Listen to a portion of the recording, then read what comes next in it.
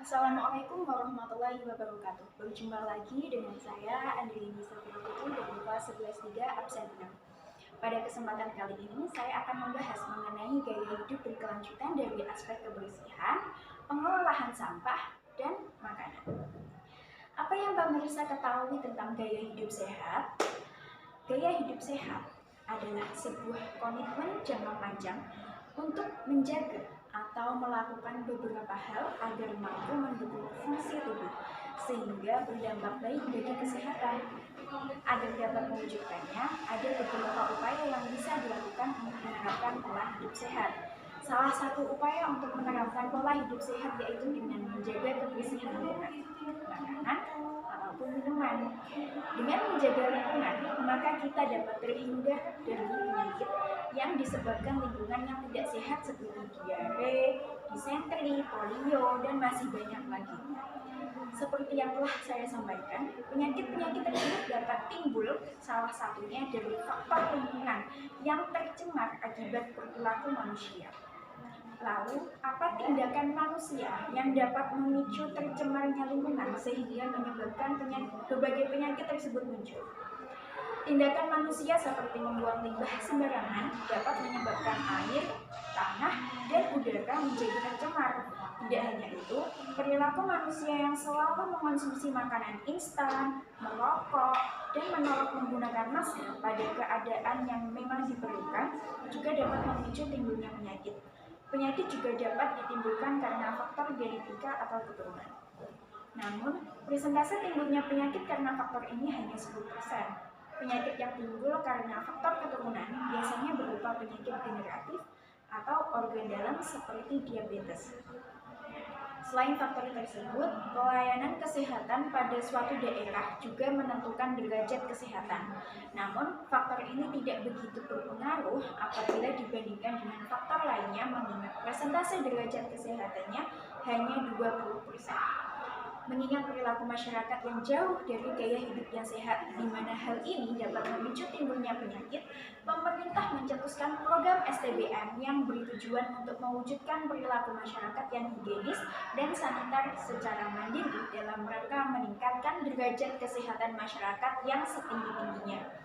Ada 5 pilar STBM yang bertujuan untuk memutus mata rantai penularan penyakit dan keracunan. Adapun 5 pilar STBM yang dimaksud adalah sebagai berikut. 1.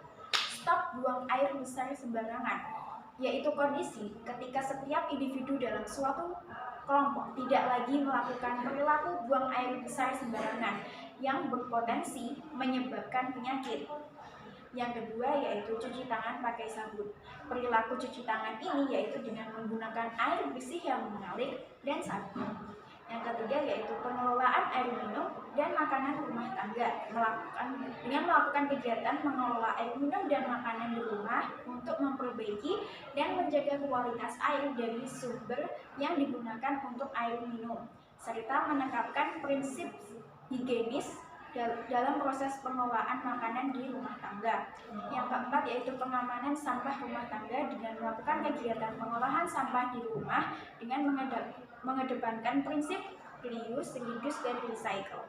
Yang kelima yaitu pengamanan limbah rumah tangga, yaitu yang berasal dari sisa kegiatan mencuci, kamar mandi, dan dapur yang memenuhi standar baku mutu kesehatan lingkungan dan masyarakat kesehatan yang mampu memutuskan mata rantai penularan penyakit. Pada pilar pertama, perilaku stop buang air besar sembarangan ini dapat diwujudkan melalui membudayakan perilaku membuang air bersih di mana yang dapat memenuhi standar dari persyaratan kesehatan.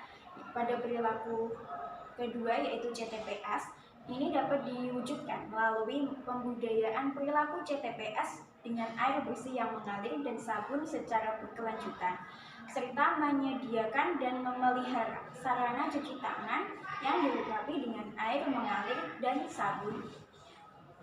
Yang selanjutnya yaitu pada pilar ketiga dapat diwujudkan melalui pembudayaan perilaku pengelolaan air layak minum dan makanan yang aman dan bersih secara berkelanjutan serta memelihara tempat pengolahan air minum dan makanan rumah tangga yang sehat. Pada pilar keempat, dapat diwujudkan melalui memilah sampah rumah tangga sesuai dengan jenisnya dan membuang sampah di luar rumah secara rutin, serta melakukan reuse dan recycle, dan menyediakan dan memelihara sarana pembuangan sampah di luar rumah.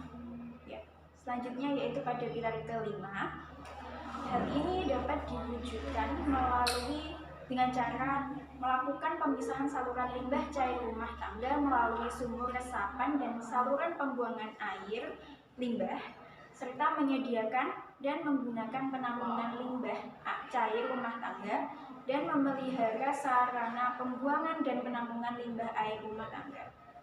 Sekian pembahasan saya mengenai topik gaya hidup berkelanjutan dari aspek kebersihan, pengolahan sampah, dan makanan. Apabila ada kesalahan mohon dimaafkan. Mohon untuk kritik dan saran pemirsa mengenai video ini di kolom komentar. Wassalamualaikum warahmatullahi wabarakatuh.